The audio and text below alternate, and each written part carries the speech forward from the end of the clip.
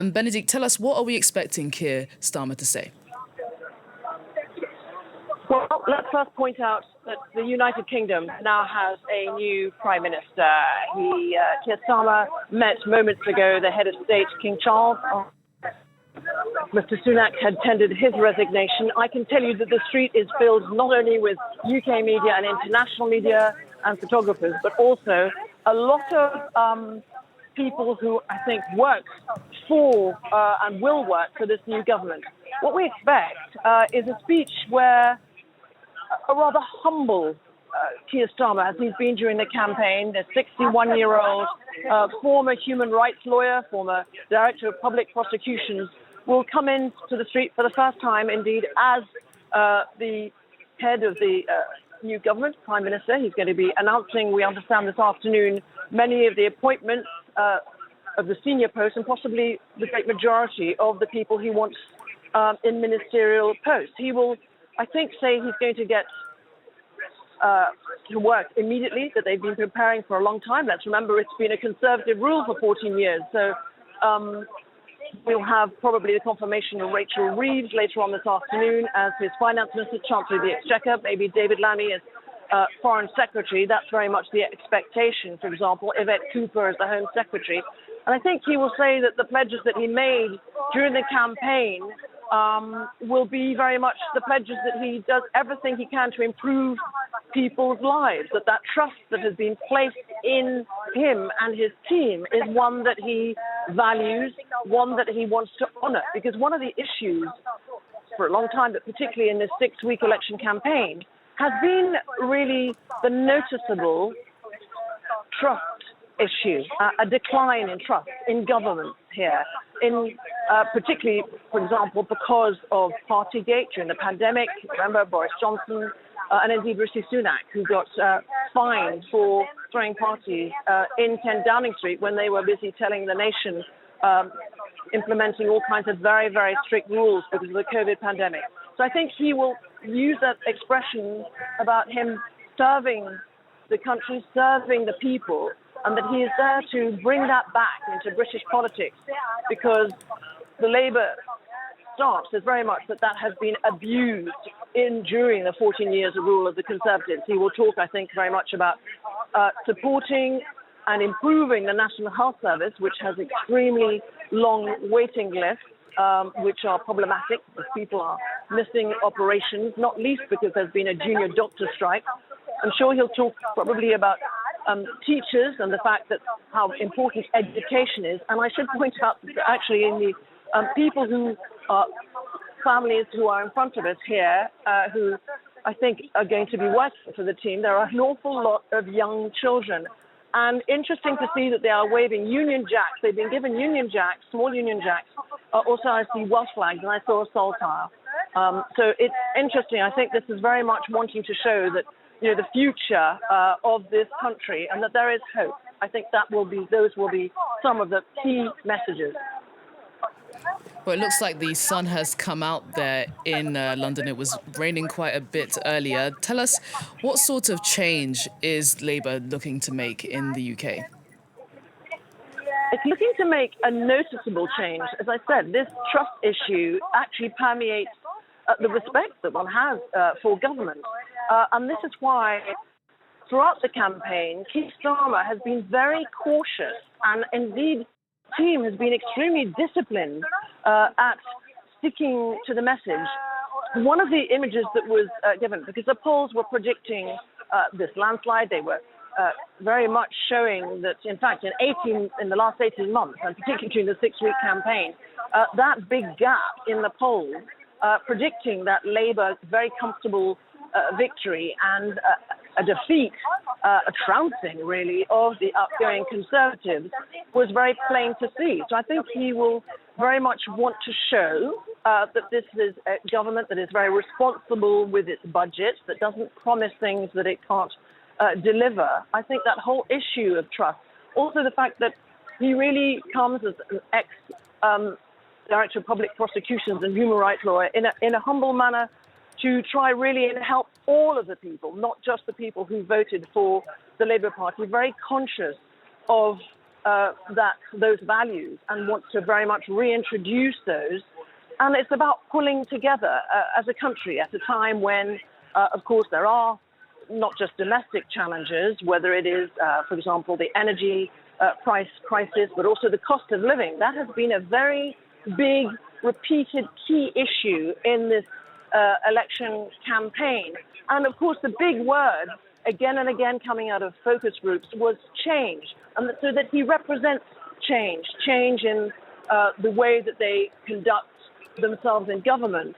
And that being ethical is extremely, the gates of Downing Street have just opened.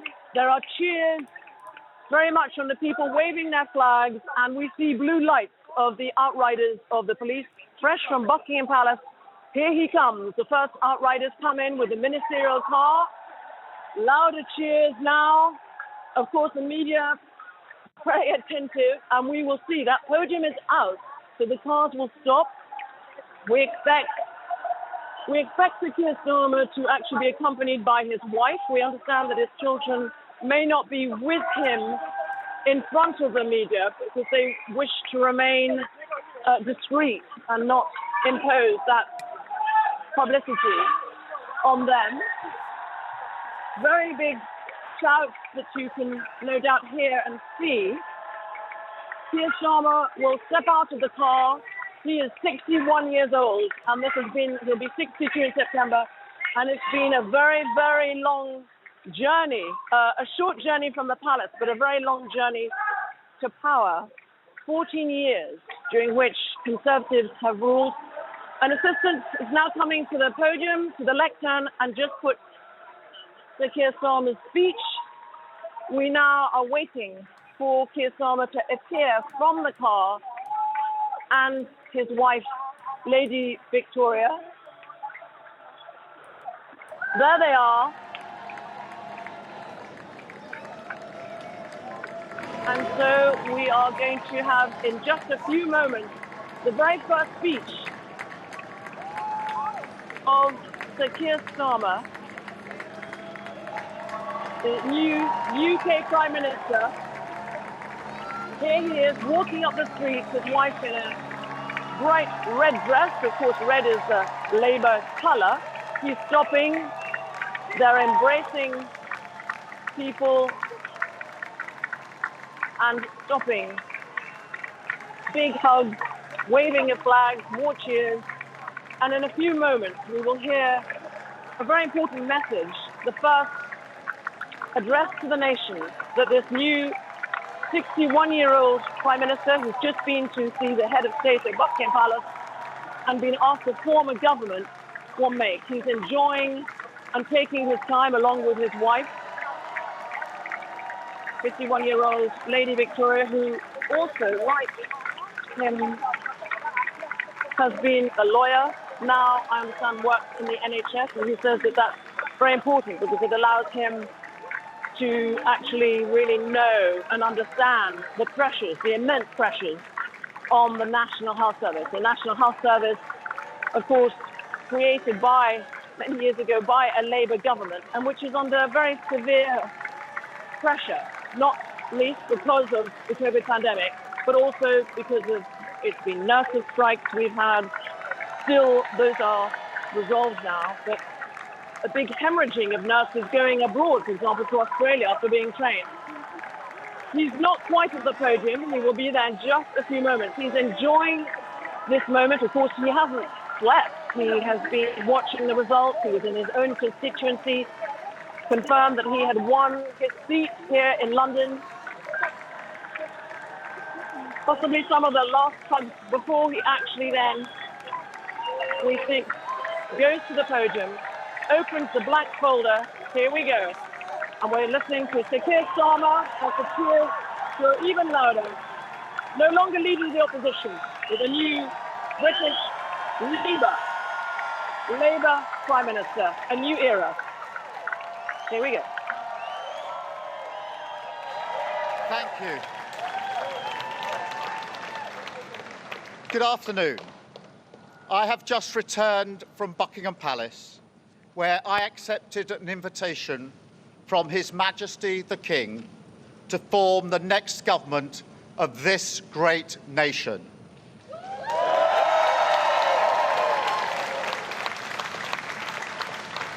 I want to thank the outgoing Prime Minister, Rishi Sunak.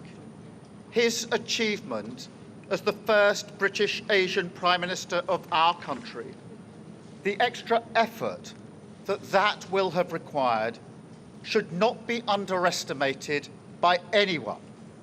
And we pay tribute to that today. And we also recognise the dedication and hard work he brought to his leadership. But now our country has voted decisively for change, for national renewal, and a return of politics to public service. When the gap between the sacrifices made by people and the service they receive from politicians grows this big, it leads to a weariness in the heart of a nation, a draining away of the hope, the spirit, the belief in a better future, that we need to move forward together. Now, this wound, this lack of trust, can only be healed by actions, not words. I know that. But we can make a start today with the simple acknowledgement that public service is a privilege and that your government should treat every single person in this country with respect. If you voted Labour yesterday, we will carry the responsibility of your trust as we rebuild our country. But whether you voted Labour or not, in fact, especially if you did not, I say to you directly, my government will serve you. Politics can be a force for good. We will show that. We've changed the Labour Party, returned it to service, and that is how we will govern. Country first, party second. Yet, if I'm honest, service is merely a precondition of hope, and it is surely clear to everyone that our country needs a bigger reset, a rediscovery of who we are, because no matter how fierce the storms of history, one of the great strengths of this nation has always been our ability to navigate a way to calmer waters.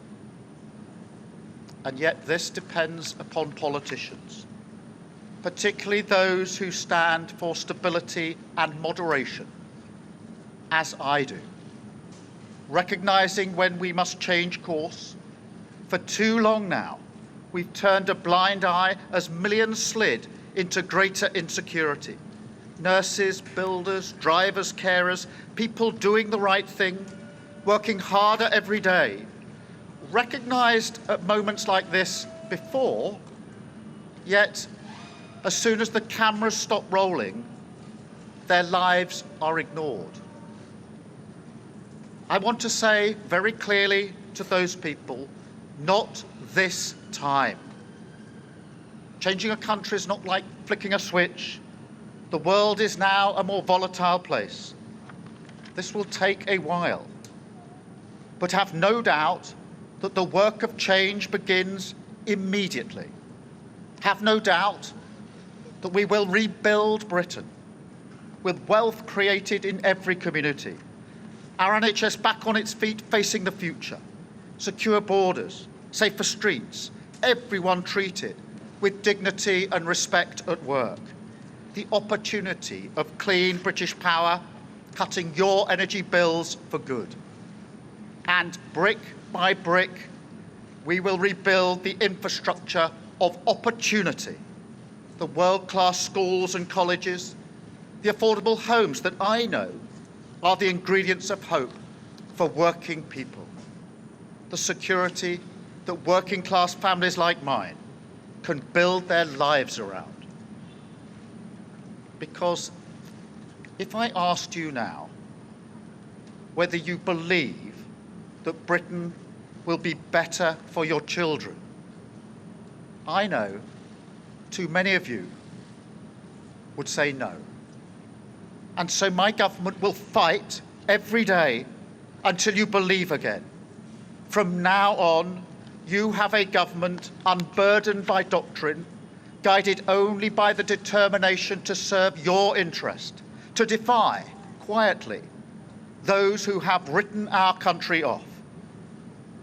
You have given us a clear mandate, and we will use it to deliver change, to restore service and respect to politics, end the era of noisy performance, tread more lightly on your lives, and unite our country.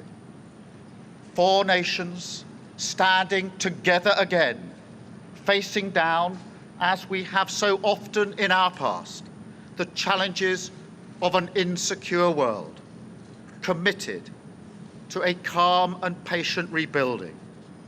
So, with respect and humility, I invite you all to join this government of service in the mission of national renewal.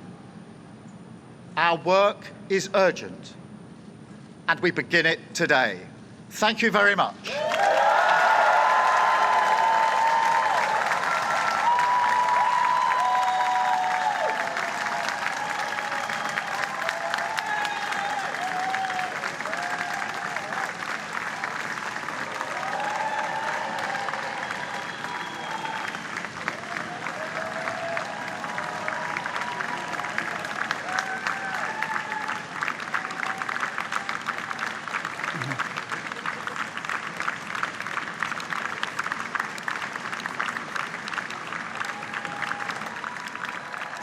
Keir Starmer there just being greeted by crowds after making his first address to the nation as Prime Minister. He spoke of, he repeated his message that, people had voted for change, that he will work for change immediately. He also said that he will run a government that will serve, and he also hopes that he will reset the nation. He's been talking of change throughout this campaign, so clearly there he will be continuing that as he seeks to create his government, as he seeks to pick his ministers in cabinet. He also spoke of rebuilding the NHS, which has of course been a key issue in this campaign. Let's speak now to Bénédicte Paviot, who was listening for us. Bénédicte, he there again repeated his message. He wants change. He wants to bring change. Yes, let's look at that. Let's look at that picture of this Keir Starmer, UK Prime Minister, with his wife posing. 14 years of Conservative rule ended last night, the verdict of the British people. A momentous day for this 61-year-old former human rights lawyer, former director of public prosecutions. He is often accused of looking very serious. There he is much more relaxed. He's had no sleep, like us, but he's got a country to govern. And his wife, Lady Victoria, usually extremely discreet, not keen on publicity, but by his side, entering Downing Street for the first time. And we know that inside are 2 lines of people on either side, lots of photos being taken for history and posterity. A momentous moment for the Labour Party today, for this man who has been in politics really not very long, and a man who, I heard an interesting story this morning where David Lammy, who we think will be his foreign secretary, said 5 years ago to Keir Starmer, there's no way that you can rebuild what has just been the worst defeat under Jeremy Corbyn in elections since the post-World War II, and do that in 5 years. You'll need 10. And David Lammy admitted yesterday that he was wrong. And here we are. So yes, you were quite right in your summary. This is Keir Starmer talking about resetting the relationship between the British people and politicians, and this politician and this Prime Minister and this government. He talked about moving forward together and that lack of trust really could only be done in one way, and that was by action. He talked, as I had said earlier on, he would do, that public service is a privilege, that this mantra that he used during the election campaign, country first, party second. He said it was especially important to bring stability and also moderation. So those words, calmness, moderation, resetting, stability, he said that it was important to rebuild this country, to give everyone hope, that he had received a very clear mandate. He talked about really supporting the National Health Service, which is in crisis and has very long waiting lists, which are posing real everyday problems for people. He talked about cutting the cost of energy. There is an energy price crisis here, hurting very many people who, even those who are employed, some cannot meet their bills. The saying, it's about eating or heating. He talked about also working families, and he said working families like mine, to bring back that hope. But he knows, he says, that he's going to need to earn that. He said, my government, he ended with, my government will fight until you believe again. You have given us a clear mandate to unite our country, and that work starts today. A momentous day for the Labour Party and for Keir Starmer, the new UK Prime Minister. And Bénédicte, you really spoke of a draining away of hope in the UK. How is he going to bring back this hope? How is he going to bring back people's confidence in the government? Well, as I was also saying earlier, I'm not surprised that he used these words about being calm and patient. In other words, the timeline, it won't be quick. Also, it won't be easy. He is giving the message that it won't be an overnight process. But he's asking the people to trust him, and he's saying that he will do this with humility. So I think it's going to begin very quickly. I think we're going to get very many government appointments this afternoon. He will need to fly off in the next few days to Washington to a NATO summit, so it will be a baptism of fire very much for him.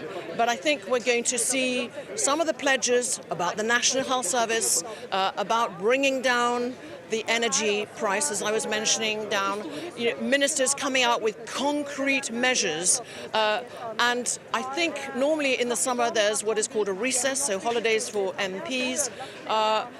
We will see and find out more detail on the 17th of July with what is called at the head of state the King's Speech, since we have a king now. It's no longer the Queen's Speech, it's the King's Speech. And that is read by the head of state, read by King Charles in Parliament, but it is actually written by the government. And that is when we will have more flesh on the bone, if you will, more detail.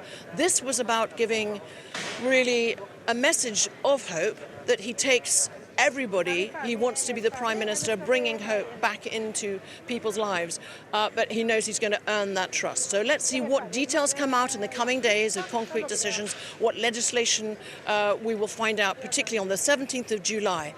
New MPs are going to make their way to Parliament shortly, and Labour ones, and they will have a lot to learn, because being an MP is a particular journey, and it comes with a lot of responsibility. And I think the expectation in the country for change is huge. That is what the British people voted for.